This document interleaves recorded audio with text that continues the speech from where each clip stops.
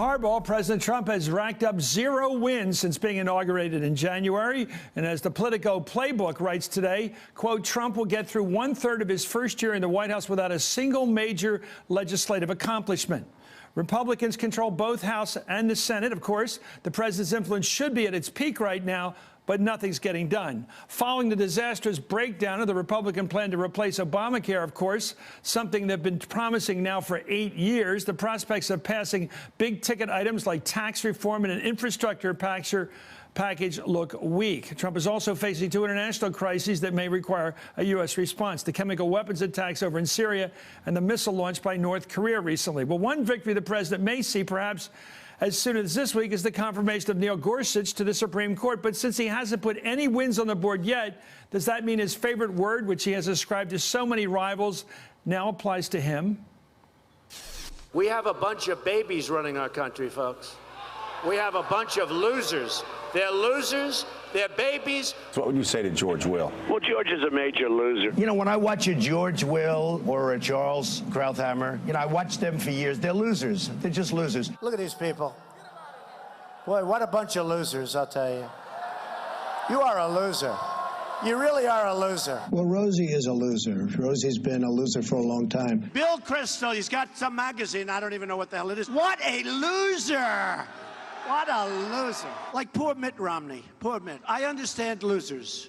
I understand losers. You can make a lot of money with losers. And I think the losers are Nancy Pelosi and Chuck Schumer. See how he's changed? He's in the White House and he's still talking like that. Joining me right now is Senator Richard Blumenthal, Democrat from Connecticut. He's a member of the Judiciary Committee. Senator, let me ask you about I guess Gorsuch is coming in the wrong way. Is that how you see it, without 60 votes? Looks like it's going to happen.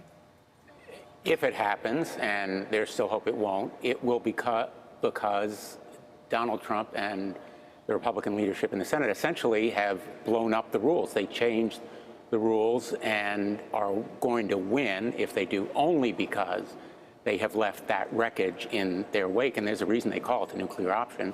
It has fallout.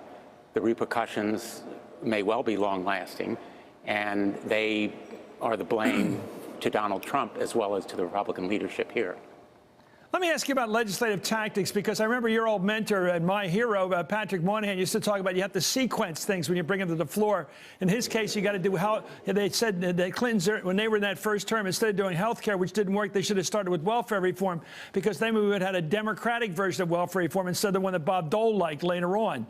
In this case, what seems to be the problem is they can't get off health care, because if they don't get a health care replacement, if there is such a thing for Obamacare, they can't do tax reform. It looks like they're really stuck on the Republican side. How do you see their problem? They are stuck, Chris. You're absolutely right. And sequencing is important. And as our mentor used to say, everybody's entitled to his own opinions, but not to his own facts. And the facts are about health care, that it is complicated, as Donald Trump discovered, and they have yet to reconcile those conflicting facts that made the Affordable Care Act so difficult to reach as a matter of consensus. And now Trump Care is in tatters. The immigration reform that he touted, basically a Muslim ban, is equally in tatters because the courts have struck it down.